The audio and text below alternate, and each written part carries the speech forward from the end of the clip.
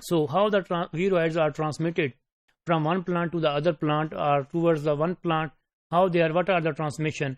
Most of the time, as you know, for the some other parasites or the bacteria or the viruses, there are some vectors are needed. However, as far as the viroids are concerned, even they are the smallest particle, still they don't need any kind of the vectors. So there are some physical or mechanical ways through which the viroids can be transmitted.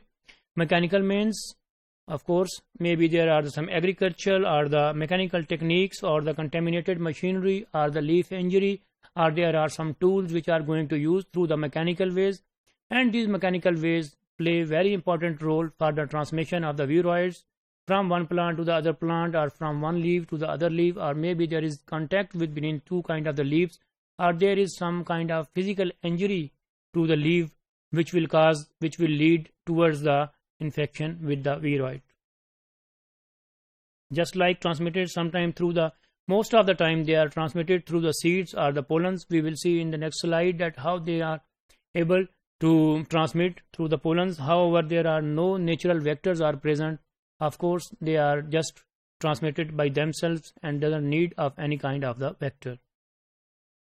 Here we see the plants, through the plants, different plants.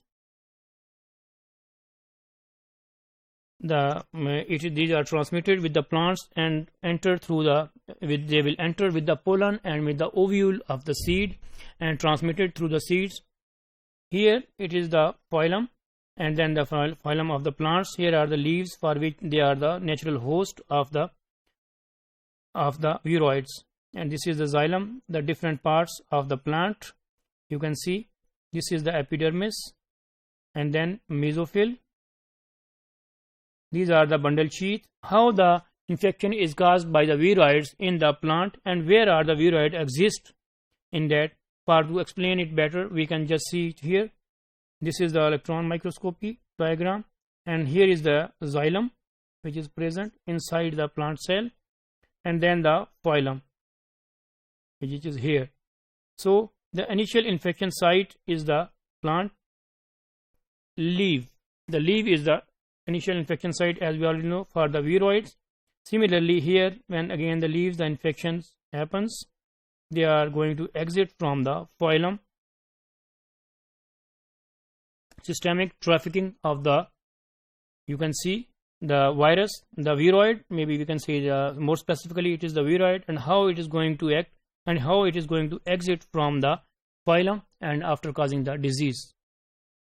Now, maybe they are transmitted through the aphids and mechanical damage. Of course, there are some, most of the time there are some agricultural or some horticultural techniques are going to be used, which is cause the mechanical damage to the leaves.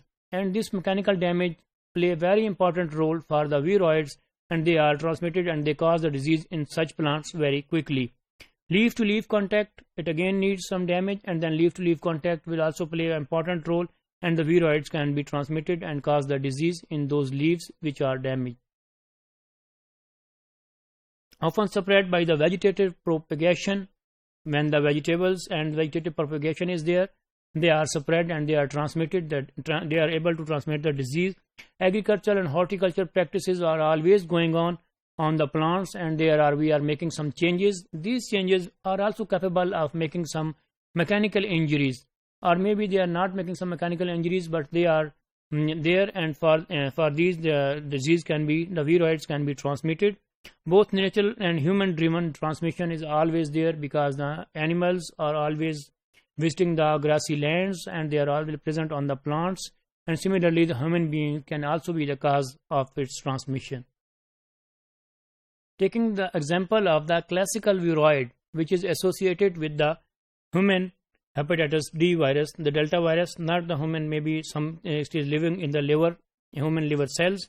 The hepatitis D viroids enter the human liver cells. If the binding of the protein is present, then it will obtain the hepatitis B virus. Of course, if we need to obtain the viroids, we can very easily obtain it from the hepatitis B virus, and then delta virus enters the bloodstream and spread by the blood transfusion, and it will spread after the liver. Of course, the blood is spread throughout the body, so it will be spread very easily.